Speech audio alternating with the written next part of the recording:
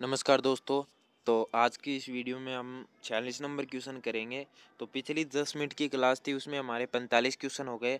तो आज की हमारी जो 10 मिनट की क्लास है, इसमें शायद क्वेश्चन हमारे 100 हो जाएंगे, क्योंकि पिछले में थोड़ा सा टाइम ले रहा था, लेकिन इसमें बिना टाइम वेस्ट किए स्टार्ट करते हैं। तो मक्का की जो पत्तियां हैं लाल बैंगनी रंग की प्रकट होती है, वो उसमें क्या कारण की वजह से होती है? तो वो फास्फोरस की कमी से होती है। तो यहाँ पे डायरेक्ट आंसर ही बता रहा हूँ, क्योंकि बिना टाइम वेस्ट करे ही बताऊँगा, क्योंकि सुपरवाइज़र का एग्ज़ाम है वो जल्दी होने वाला है, यानी कि टाइम कम है। तो आगे बात करते हैं। 47 नंबर क्वेश्चन है कि दक्षिणी पूर्वी राजस्थान में सोयाबीन की सीड रेट कितनी रखते हैं?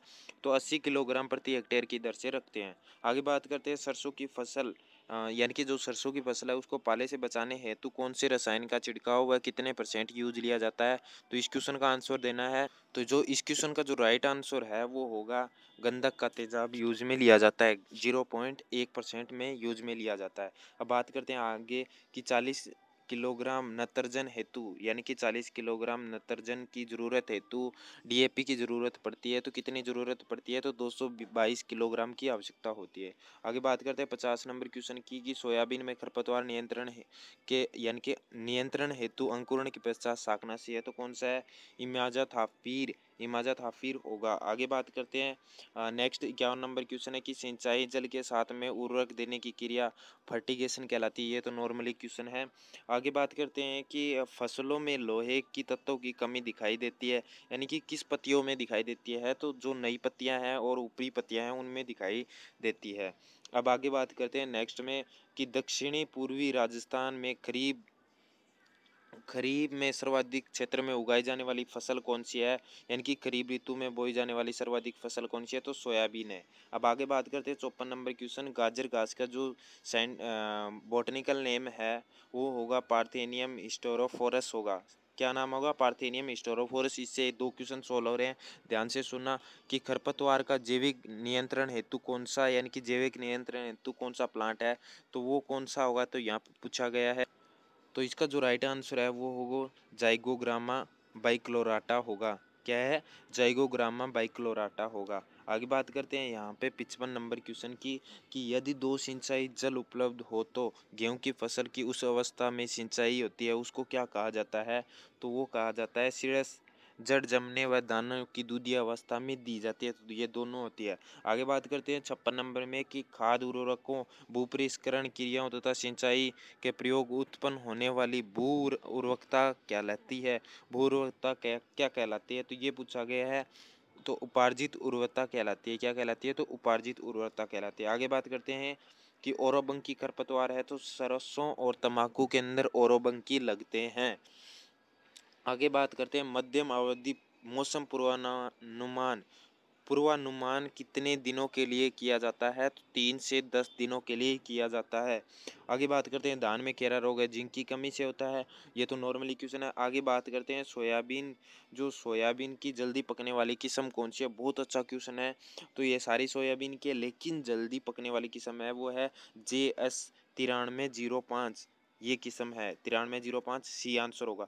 आगे बात करते हैं 61 नंबर, निम्न में से कौन सा 2:1 प्रकार का क्ले मिनरल्स नहीं है? क्ले मिनरल्स कौन सा नहीं है? तो केवलोनाइट नहीं है। यहाँ पे काइलोनाइट या केवलोनाइट जो भी होगा, लेकिन ऑप्शन कई बार क्या होता है कि मिस्टेक होती है लिखने में, जो केवलोनाइट होगा। आगे बात करते हैं नेक्स्ट 62 नंबर क्वेश्चन। तो 62 नंबर क्वेश्चन है कि निम्न में से किस तत्व के 17वें आवश्यक पोषक तत्व के रूप में जोड़ा गया है? तो निकिल को जोड़ा गया है। निकिल को जोड़ा गया है। निम्न में से किस किस्म की मृदा में बड़े पोर स्पेस पाए जाते हैं? कौन सी मृदा में पाए जाते हैं? तो बलुई मृदा में पाए जाते हैं। इसमें यानी कि स्पोर है वो सर्वाधिक पाए जाते हैं, यानी कि रंदर। आगे बात करते हैं निम्न में से सबसे अपचय प्रतिरोधी मिनरल कौन सा है? तो क्वार्टर्ज होगा। आगे बात करते हैं निम्न में से पोटास का सबसे अच्छा स्रोत है? तो रॉक फास्फेट है वो पोटास का सबसे अच्छा स्रोत है।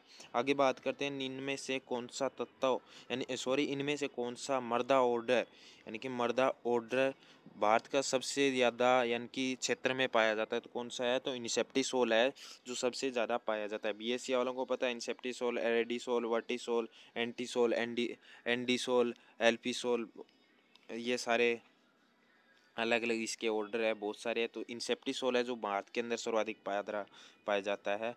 करण 3 किसकी किस्म है, जो कि सबसे यानी कि उन्नत किस्म है। आगे बात करते हैं निम्न में से कौन सा अ, किस्म ग्वार की नहीं है, कौन सी नहीं है, तो RGC 936 है।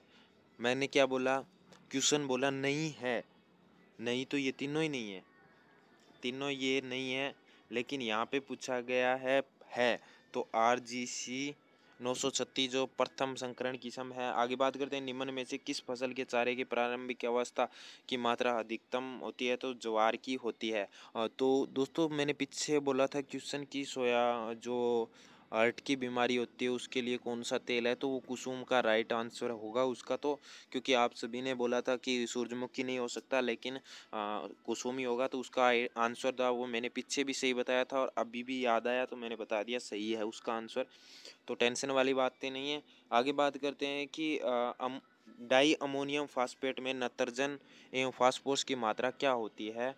तो अगर पूछी जाए तो नत्रजन और फास्फोरस की मात्रा है तो 18:48% पाई जाती है। आगे बात करते हैं पैगिंग की अवस्था है, पैगिंग है वो मूंगफली में पाई जाती है। तो पैगिंग की क्या होती है, तो वो जायांग भाग होता है पैगिंग, जिसमें मूंगफलियां बनती है। आगे बात करते हैं कि नत्रजन पौधों द्वारा निम्न में से किस सूत्र में लिया जाता है या किस रूप में यूज लिया जाता है, तो NH4+ व NO3 के रूप में यूज लिया जाता है। अब बात करते हैं 73 नंबर क्वेश्चन की। 73 नंबर की यानी कि 73, निम्न में से कौन सा उर्वरक एमाइड व कार्बनिक उर्वरक के रूप में जाना जाता है। यूरिया जाना जाता है कार्बनिक या एमाइड उर्वरक के रूप में। आगे बात करते हैं मौसमी परिवर्तनों के अध्ययन को कहलाता है, तो मौसम विज्ञान कहलाता है। मौसमी परिवर्तन मौसम विज्ञान के मौसमों के अध्ययन को मौसमी विज्ञान कहलाता है। आगे बात करते हैं फली वाले पौधों के वातावरणीय नाइट्रोजन स्थिरीकरण किस बैक्टीरिया द्वारा किया जाता है, तो राइजोबियम बैक्टीरिया द्वारा किया जाता है। जैसे चने के अंदर होता है, दलहनी फसलों में मुख्य रूप से होता है। आगे बात करते हैं यहाँ पे ओरोबंकी निम्न में से किस फसल में पाया जाता है, तो ओरोबंकी निम्न में से संबंधित है तो सरसों की फसल से संबंधित है। आगे है हाइग्रोमीटर निम्न में से यानी कि नापने के लिए यूज में लिया जाता है, तो नमी मापने के लिए यूज में लिया जाता है। आगे बात करते हैं यहाँ पे कि PDF है वो डाउनलोड कैसे होगा, तो मैंने पहले ही भी बताया है कि नीचे डिस्क्रिप्शन में आपको लिंक दिया हुआ है तो आप लोग डाउनलोड कर सकते हो। लेकिन फ़िलहाल आपको उतने ही PDF मिलेंगे जितने वीडियो बना दिए, और आगे जितने जितने बनेंगे तो वो टेलीग्राम में मैं लिंक देता जाऊँगा, वहाँ से डाउनलोड कर सकते हो। आप लोगों को कोई दिक्कत नहीं हो। आगे बात करते हैं बिना टाइम वेस्ट किए हुए निम्न में से कौन सा तापमान गेहूं की बुआई व जमाव के लिए उचित है, तो 20 से 25 डिग्री सेंटीग्रेड होगा। आगे बात करते हैं मृदा में, यानी कि मृदा में फील्ड कैपेसिटी पर नमी मापी जाती है, फील्ड कैपेसिटी पर नमी मापी जाती है, तो वो सिंचाई करने के 48 से 72 घंटे बाद की जाती है। आगे बात करते हैं नेक्स्ट में 80 नंबर है, निम्न में से कौन सी फसल हरी खाद के लिए उपयोग में ली जाती है, तो डेंचा है वो सर्वाधिक यूज में ली जाती है। तो गेहूँ लूसर्न धान तो बिल्कुल भी नहीं यूज में ली जाती, तो डेंचा है वो राइट है। आगे बात करते हैं निम्न में से गन्ना किस फैमिली का, बहुत अच्छा क्वेश्चन है। कुछ लोगों के इसमें कंफ्यूजिंग रहता है दोस्तों। बहुत सारे मैंने देखा है कि पीछे एक टेस्ट लिया था उसमें मैंने ग्रुप में ही लिया था, शायद आप लोग ऐड होंगे या नहीं पता नहीं। उसमें आप लोगों ने गन्ने वाला क्वेश्चन तो गलत ही निकाला था, तो ग्रेमिनी होगा, गै से गन्ना गै से ग्रेमिनी, बिल्कुल वैसे तो आप लोगों को याद भी होगा। आगे बात करते हैं एरोइन, यानी कि एरोइन किससे संबंधित है, तो गन्ने के अंदर फूल आना एरोइन कहलाता है। आगे बात करते हैं खेत में जल उपयोग क्षमता की गणना का सूत्र की जाती है, यानी कि किससे कहने का मतलब इसमें ये है कि खेत के अंदर जो जल उपयोग क्षमता है उसकी गणना किस सूत्र से की जाती है, तो आर्थिक उपज बट्टे जल उपयोग से की जाती है, यानी कि कितना उपज हुआ है और आर्थिक उपज की।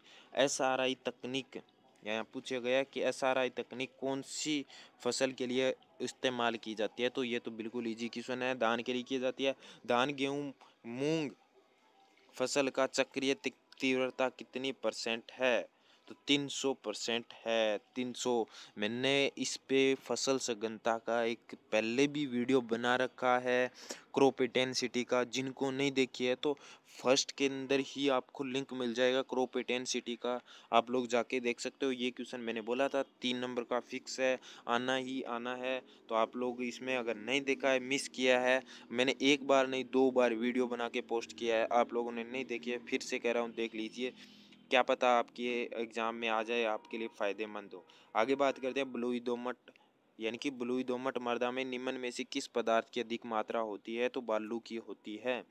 निम्न में से किस पोषक तत्व में, तो 87 नंबर क्वेश्चन है, दोबारा से सुनिए कि निम्न में से किस पोषक तत्व में अल्ट्रा माइक्रो न्यूट्रिएंट कहते हैं? कौन से तत्व को कहा जाता है? तो मोलिब्डेनम को कहा जाता है। आगे बात करते हैं 88 नंबर क्वेश्चन है कि लवणीय मृदाओं में होता है, तो विद्युत चालकता सर्वाधिक होती है, यानी कि विद्युत चालकता होती है, और 4 मिली महौज होती है जो प्रति सेंटीमीटर पीएच पे होती है, और जिसमें से 8 पॉइंट, यानी कि यहाँ पे 8.5 ईसीपी और 15 से कम होती है। आगे बात करते हैं राजस्थान में शुष्क क्षेत्रों में किस प्रकार की मृदा का अपरदन मुख्य देश समस्या पाई जाती है? तो राजस्थान की मुख्य रूप से आंधियाँ बहुत फेमस है, गंगानगर हनुमानगढ़ में वैसे भी, तो वायु के द्वारा होगी, वैसे ही पता चल जाएगा। आगे बात करते हैं श्वेत गिडार किस फसल के लिए मुख्य नाशकाटी है? तो श्वेत गिडार है तो मूंगफली के लिए है। तो आगे 91 नंबर क्वेश्चन हमारा है कि कपास किस फैमिली का है? तो मालवेसी का है। क्रूसीफेरी से सरसों हो गया, मूली हो गया, एनाकार्डियेसी होगा काजू और आम, ये मोस्ट है। आपको बता दूं कि एनाकार्डियेसी का पूछा जाता है, एक तो आम होता है और दूसरा हो जाए काजू केशू नट, और सोलेनेसी आलू हो गया। तो इस तरह से हमारे 10 मिनट की क्लास है वो कंप्लीट हो गई है और 90 क्वेश्चन हुए हैं। तो अब आपको वीडियो अगर अच्छी लगे तो लाइक करो तो ठीक है, सब्सक्राइब करो तो ठीक है, आपके जैसे मन में आए वैसे कर सकते हो। आप पे डिपेंड है दोस्तों इस वीडियो में कैसा लगा कैसा नहीं लगा, और आगे वीडियो लेके आता रहूँगा इसी तरह की। तो मिलते हैं नई वीडियो के साथ, तब तक जय हिंद, वंदे मातरम।